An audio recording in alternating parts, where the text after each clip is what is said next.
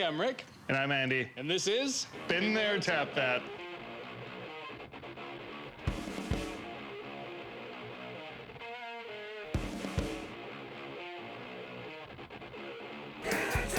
Hey, today's episode of Been There, Tap That, we're going to touch base on Swans 1989. We're also going to take a look at Michael Williams, Frank Appleton, and Chris Lukie, and everything in between.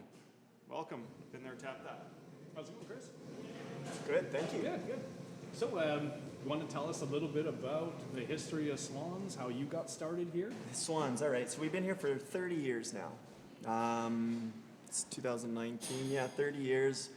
The pub was brought in basically by Michael Williams. He turned it into a hotel. He was originally trying to sell them as condos, but he wasn't allowed to do that with city bylaws, so he turned it into a hotel. The pub has been largely the same for the past 30 years, and this year we went through a dramatic renovation. Really went back to the industrial roots of the building, which was in fact a feed and grain warehouse. So yeah, the history of the building is quite diverse.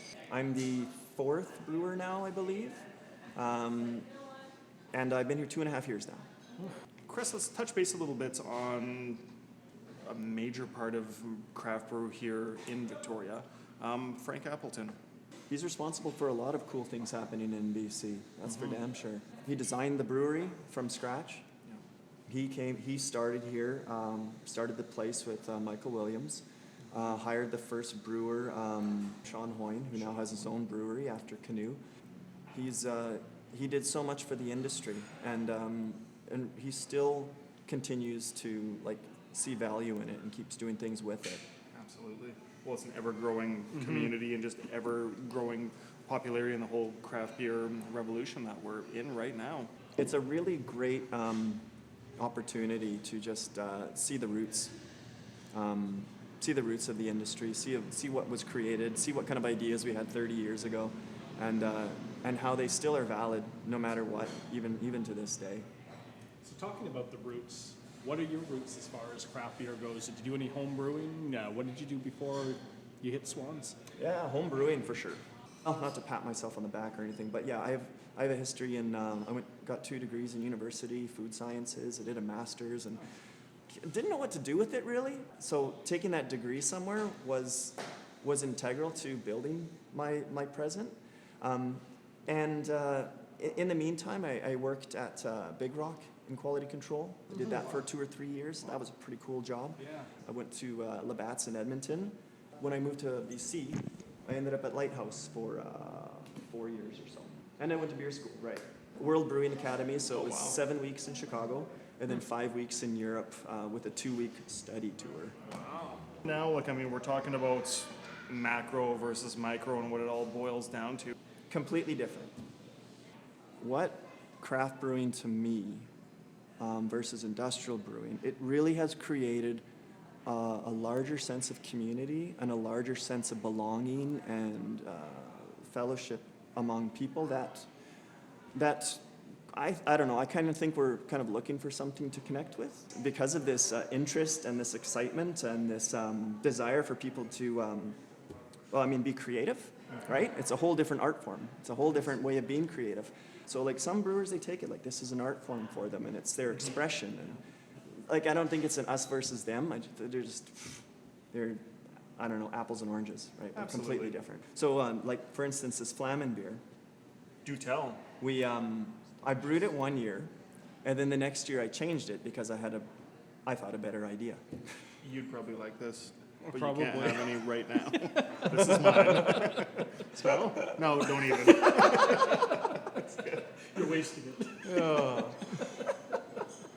If making beer in the industry isn't fun, then what's the point? It really. It's a total vehicle for us to have a little bit of fun and to not take things too seriously, which is really good. Coin the term vessel, Yeah. as opposed to vehicle. Oh, vessel. There you go. Yeah, it's a vessel for fun. Yeah. So as far as your ingredients go, I know we talked to a few people about it. Is it generally a locally sourced thing that you try and do, and then certain things you kind of have to go out of province for, out of country for? We can get a lot more local stuff. So there is that option for hops as well. The malts, we have access to malts from all over the world now. They come in along, like they have middlemen that bring in, it's their business, and we just order from a warehouse like going to a grocery store. So it's quite easy to do that. So it's much easier to establish the character of a beer if we're making a German style beer or a Belgian style. We can actually get malt from Belgium and Germany, which is quite a blessing, in fact. And I mean, we don't have to wait for like a boat to drop off stuff. And Yeah, it's pretty cool. Someone's taking care of that for us. One less thing to worry about. Yeast-wise, we still, and then, yeast, my goodness. We have access to any strain of yeast we could possibly want to develop any kind of character we could possibly want. We're very lucky, to be perfectly honest. And do you, with your yeast, you like keep that culture, that strain going? Do you do something with that, or is it just spent after the batch? Oh, I'll reuse it if I can, Yep. for sure. But I mean, right now I just borrow. Borrow yeast strains. I do. Yeah. I go to Phillips and ask them if I can borrow some of their yeast and then huck it in there. yeah. That's- Why not? Yeah, absolutely. Why not? And again, that whole community thing where you can go down the street and knock on, yeah.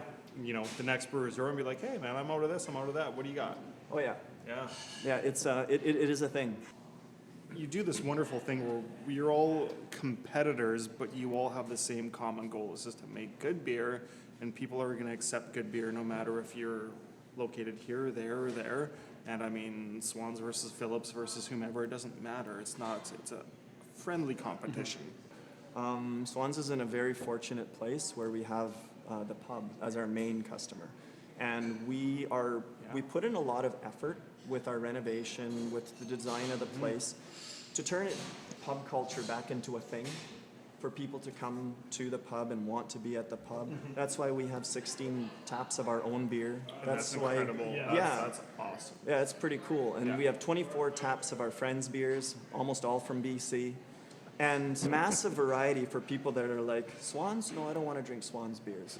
Or I only want Swans. Like, so they could come here and they could experience and hang out and just spend time with their friends and their families, because that's what a pub should be. It's a public house. People to come hang out and meet together and stuff.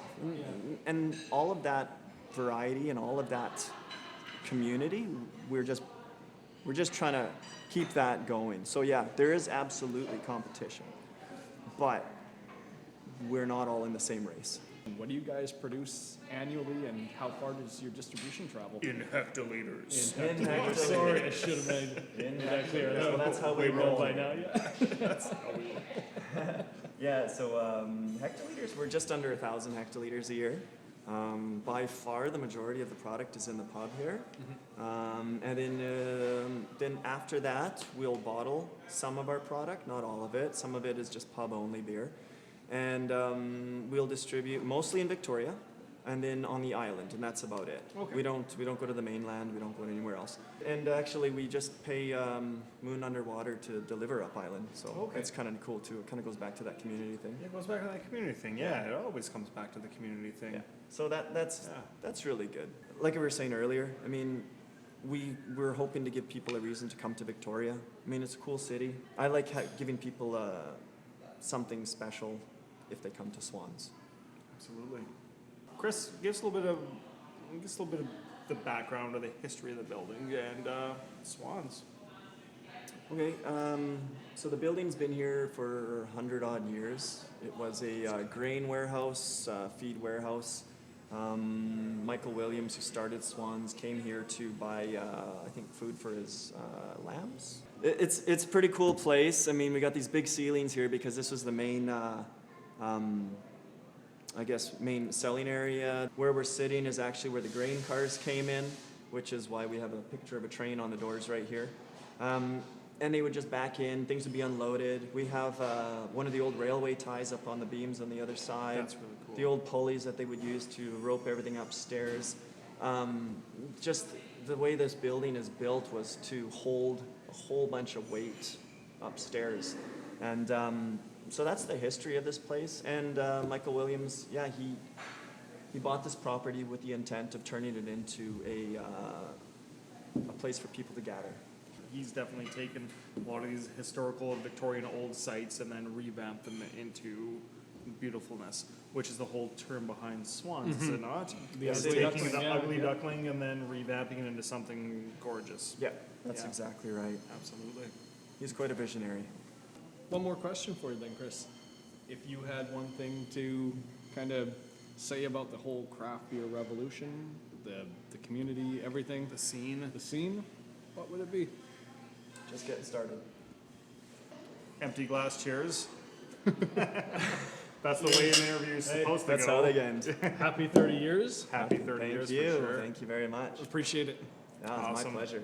Thank you, sir. Hey, I'm Rick. And I'm Andy. I'm Chris. We're here at Swans Brewing in, Victoria, British Columbia, Canada. and we've been there, tap that.